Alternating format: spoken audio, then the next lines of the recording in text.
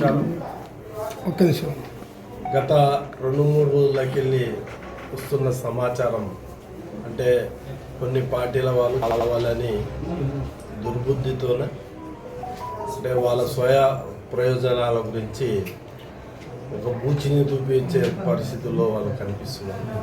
అంటే నన్ను అడ్డం పెట్టుకొని వాళ్ళ రాజకీయ ప్రయోజనాల గురించి ప్రయత్నం చేస్తున్నారు. అది ముమ్మాటికి పార్టీ మారే పరిస్థితిలో మనం ఎవరం లేము.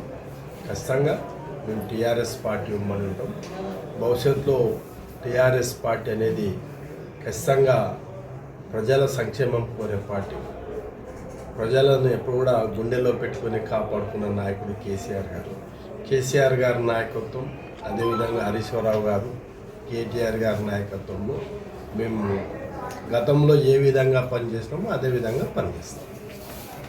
ఇప్పుడు చాలామందికి ప్రతిపక్షంలో ఉన్నప్పుడు పార్టీల గురించి అడగడం సహజం. ఈరోజు దేశం మొత్తం మీద ఏ పార్టీలు ఉన్నా కానీ అధికార పార్టీలు ఉన్న వాళ్ళను ప్రతిపక్షంలో ఉన్న నాయకుల మీద రకరకాల వదంతులు పుట్టించి రకరకాలుగా మభ్యపెట్టేది సహజం. అది దాన్ని నేను తప్పు పట్టడం లేదు. వాళ్ళు మాట్లాడిన మాట వాస్తవమే. మా వ్యక్తిగతం అది. మేము పోకూడదు నిర్ణయించుకునే ఇది మాకు ఉంటుంది. మేము దానిలో పోవాలనుకున్నాం. అడిగినంత మాత్రం మేము పోతాం అనేది తప్పు.